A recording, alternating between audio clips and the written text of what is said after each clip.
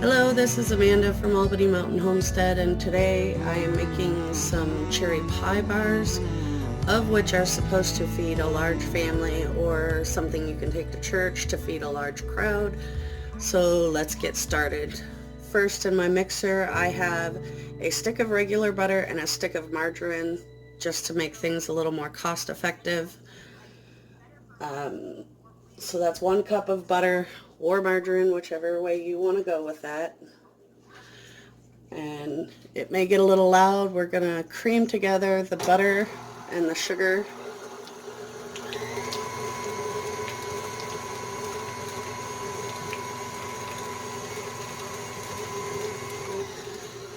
So we have 2 cups of sugar here, and this is for the crust part of the pie bars.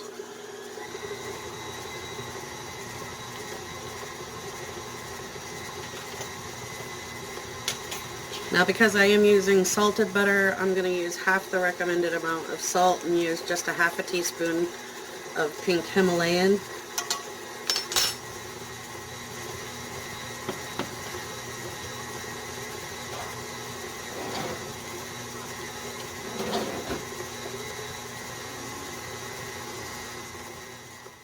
Okay, now we're going to be adding in 4 eggs.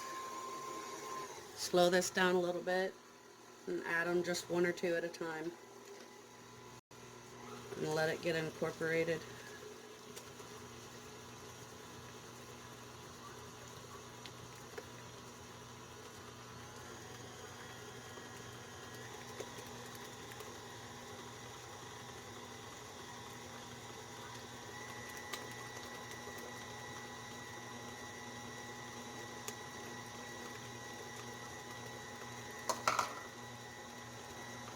Then I'm just going to shut it off real quick and scrape down the sides.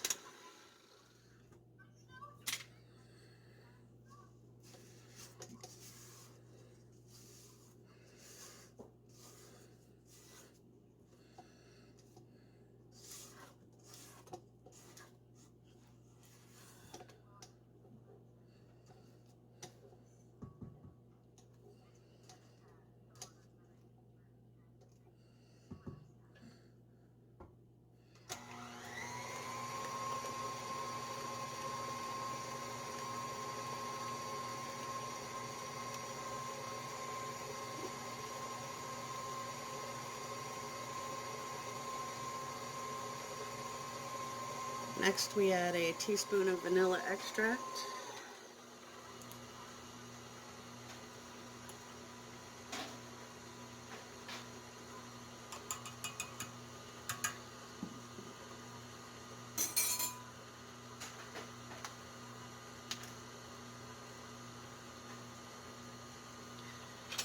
And because almond flavor goes really well with cherry, I'm going to do just a little more than a half a teaspoon of almond flavoring.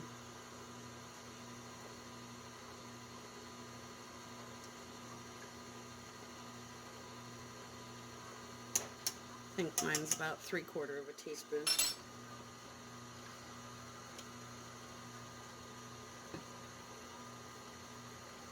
It smells delicious with that almond.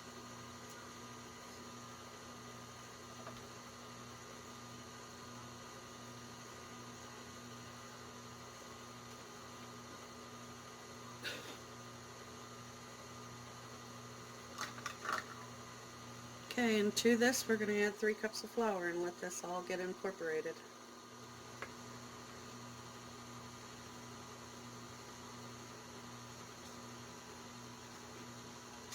I decided to try this recipe, though I have tweaked it a little bit, like exchanging one of the butters for a margarine and adding a little more of the almond extract. I found the recipe on Pinterest.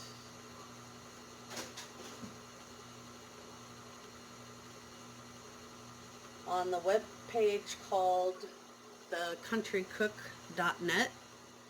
If you're wanting to look up your own recipe and print out your own version, I will leave the written instructions in a comment below the video So if you want to screenshot the recipe, you're welcome to do that too.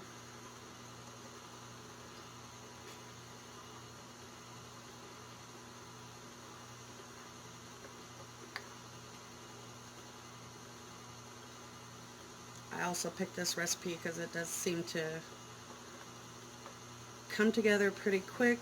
The ingredients aren't overly complicated. You don't have to run to the store and buy special ingredients. Like if you didn't have the almond extract, you could totally leave that off. That's up to your preference.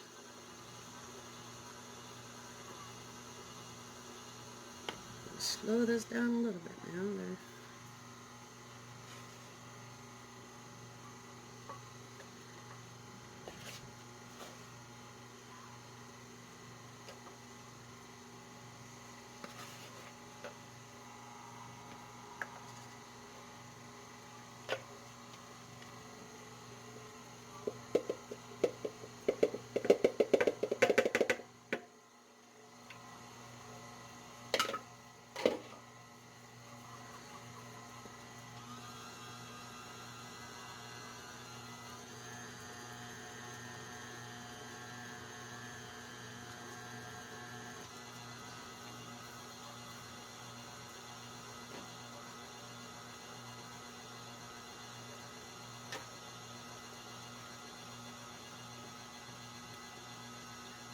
I'm going to add just a little bit more flour because the dough doesn't seem like it's quite thick enough yet.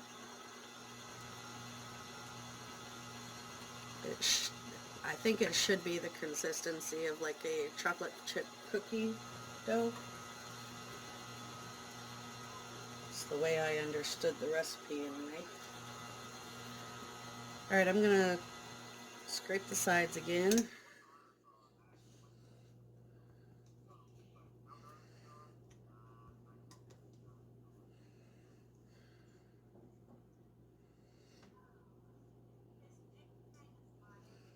Let's see what happens after we get that part done.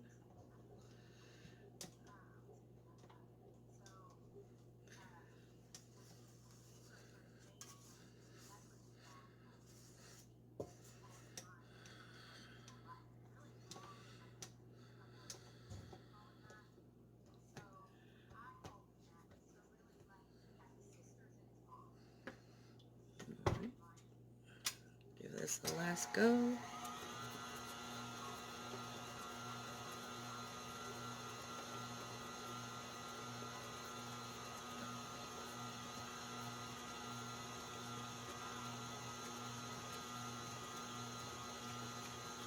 I don't know, I think sometimes maybe our flour has a little too much air, so it doesn't measure as if it would if you had packed it down. I think we're in a good place now. Give me just a moment and I'll bring you back to the next step. Alright, so the next step is I've turned my oven on to 350. I have my rack in the center of the oven.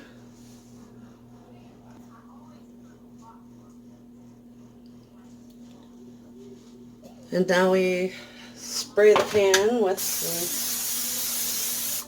spray, or you can butter it with a dab of butter and spread it out by hand if you like. You take 3 cups of your mixture because you're going to need your bottom layer and your top layer of your cherry pie for your cherry pie bars, but it says to spread 3 cups of it on the bottom.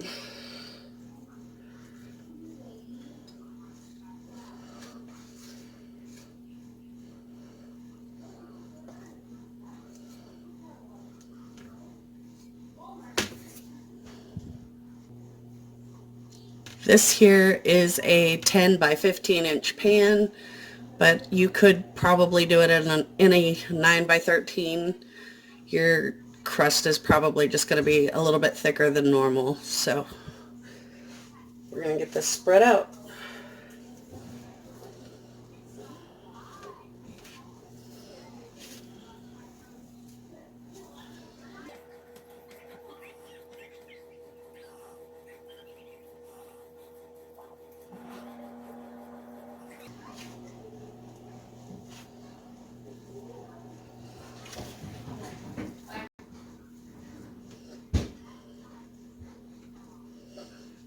I guess it's more the consistency of peanut butter since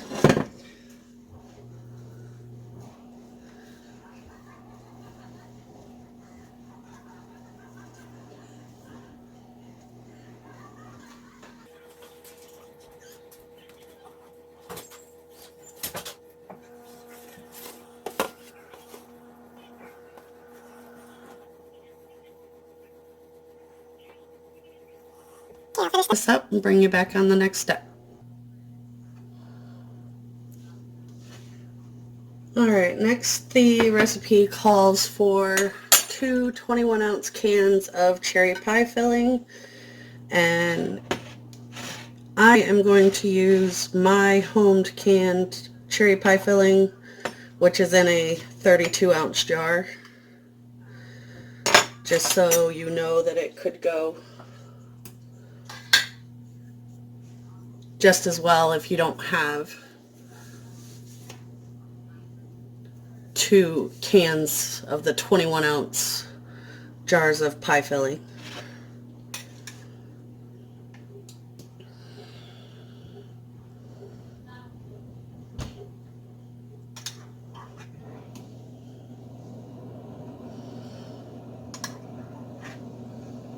I was gifted a bunch of cherries a couple of months ago, and I decided I'd give home canned cherry pie filling a try, and it did turn out very good. I had to order a special clear gel to make the pie filling in order to make it more shelf stable than regular cornstarch. I also used a Chinese 5-spice in my pie filling, and it gives it a really nice but delicate flavor because I only added very little 5-spice to it, like a 1/4 teaspoon to almost a gallon of cherries. Alright, so I'm going to finish spreading out my cherry pie filling here, and I'll bring you back on the next step. Okay, so the last step is we're going to just take the remainder of the pie filling, and we're just going to put little dollops everywhere. Doesn't have to be perfect. That's why it's a pie bar instead of a pie. I did take extra time to try and make sure the cherries were good and spread out so that, you know, at least every bite or every piece of pie will have a couple of cherries per piece. And during the baking process, this dough is going to expand, so you don't have to make sure everything's totally covered. Just have fun with it. Spread it around.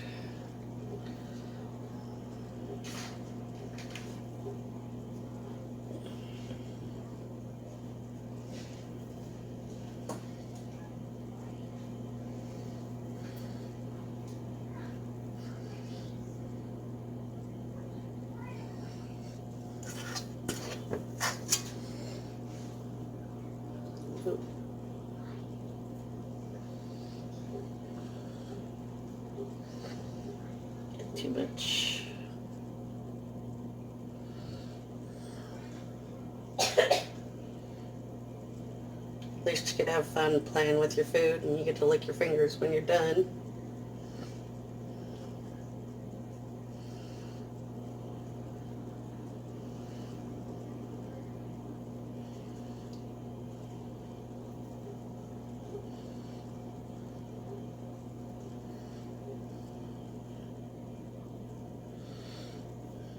And for those of you out there who think that just because I didn't wash my hands on camera, may think I'm just doing this barehanded without washing them, should always know I was a certified nurse's assistant by trade, but I also like to bake. And if I'm baking for others, I take extra care and caution into making sure that my areas are clean, my hands are clean, so you don't run the risk of things getting into your food that you don't want in there.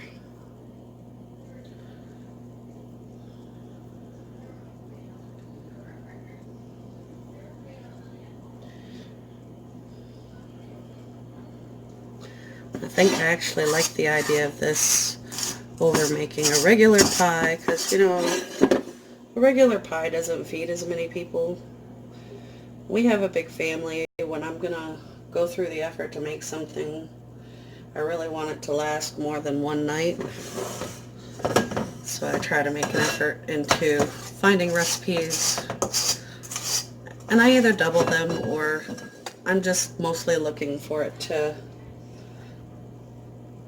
last at least 2 or 3 nights.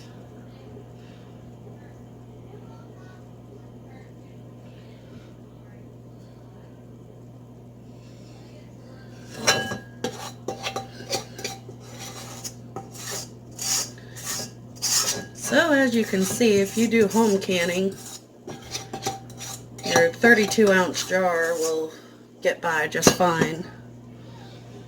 Doing a recipe like this, you don't have to have the whole 2 cans of pie filling to make it work.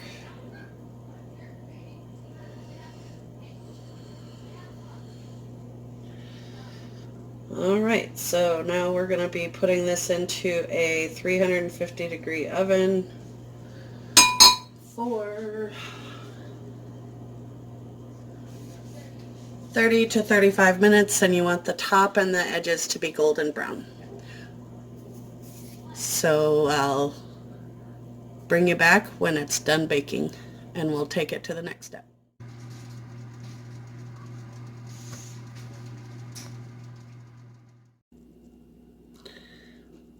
Alright, so the next step is going to be making a topping,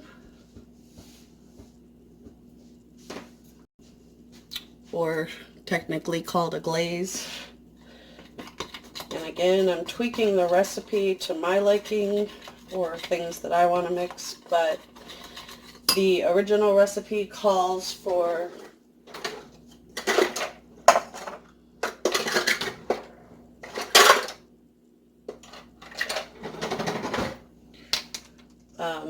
one cup of brown sugar, or 1 cup of powdered sugar rather,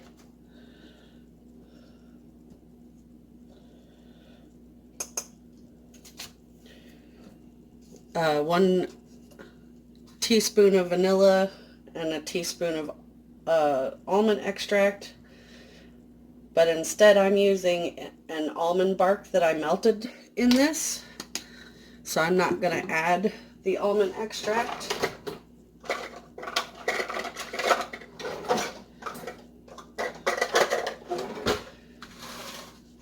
But it's 1 cup of powdered sugar to a teaspoon of your vanilla, a half teaspoon of the almond extract, and then 2 to 3 tablespoons of milk. I'm going to start with 1 because the almond bark is a soft consistency. We'll see how these go together first before adding more milk to it.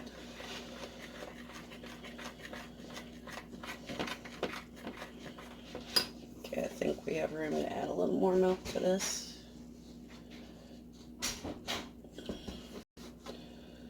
So that's 2 tablespoons of milk now.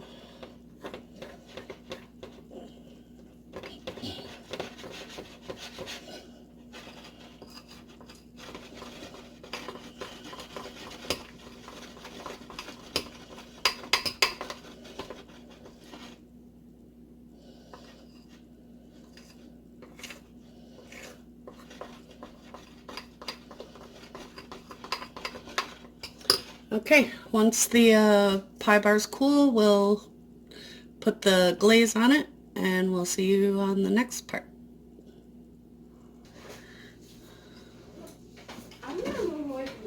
Okay, I'm all finished with the glaze. I did end up adding another half tablespoon of milk, and I also added about a quarter teaspoon of the almond extract. And so now, after melting the almond bark and mixing everything together, getting it smooth, we're just gonna start drizzling all over the pie bars.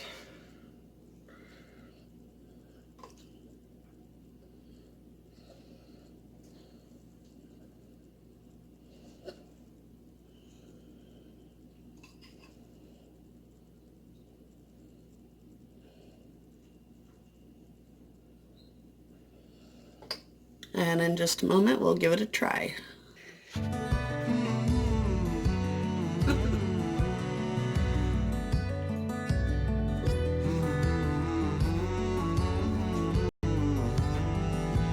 Would you want it again?